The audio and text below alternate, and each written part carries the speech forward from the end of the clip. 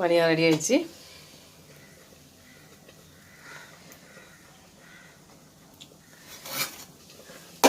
நெய் ஊற்றி செஞ்சுருக்கேன். நெய் ஊற்றி சாப்பிட பிடிக்கும். இந்த மாதிரி கருப்பா உள்ளதை சுரண்டி எடுத்துடணும்.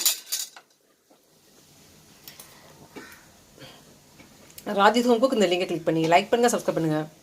வீடியோ ஃபுல்லாக ஸ்கிப் பண்ணால் பார்க்கும்போது தான் இந்த குழி பணியாரம் எப்படி செஞ்சுக்கலாம்.